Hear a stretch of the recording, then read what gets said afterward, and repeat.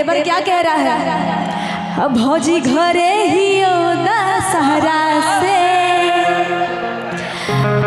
भौजी लागे जैसे दीना देव के बरात करबा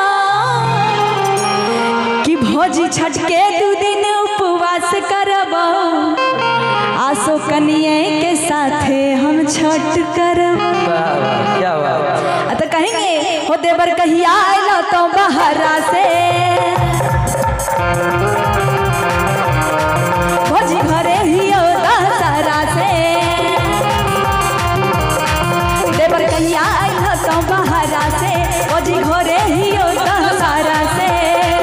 लागे जैसे दीना देव के बरात करबो का कर है भौजी छठ के 2 दिन उपवास करबो बाकी कनिए के साथ हम छठ करबो उपवास करबो बाकी कनिए के साथ हम छठ करबो भौजी छठ के 2 दिन उपवास करबो बाकी कनिए के साथ हम छठ करबो।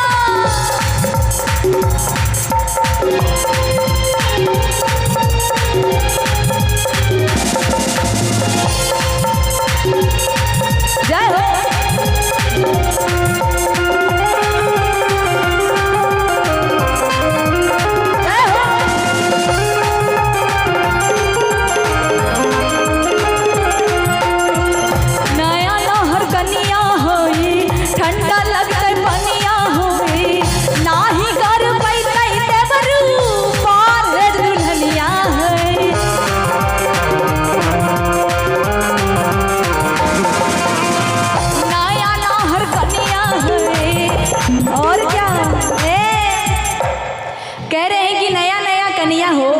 अगर जाओगी व्रत करने के लिए तुमको ठंडा लग जाएगा तो वही कह रही है कैसे कि नया नहर कनिया है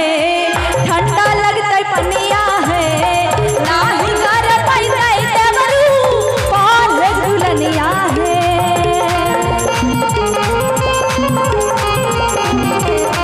और एक बेरी सांझे एक बेरी भोरे दिया के मैनेज करबे हम थोड़े थोड़े पैसा कौड़ी के दिक्कत हो तो मदद करबो भौजी छठ के 2 दिन उपवास करबो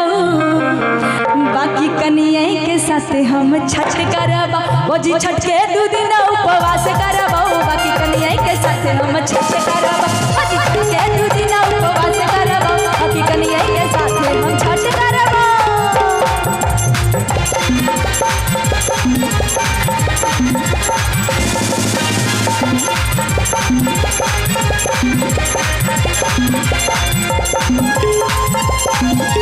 जिया चाचा जिया चाचा वो चाचा का डांस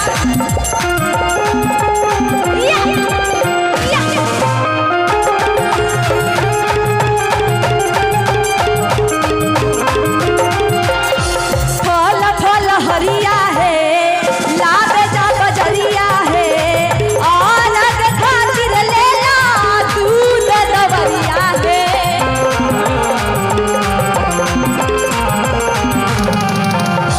फल फल हरिया है लाबे जा बजरिया है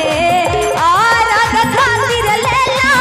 दूध दवरिया है।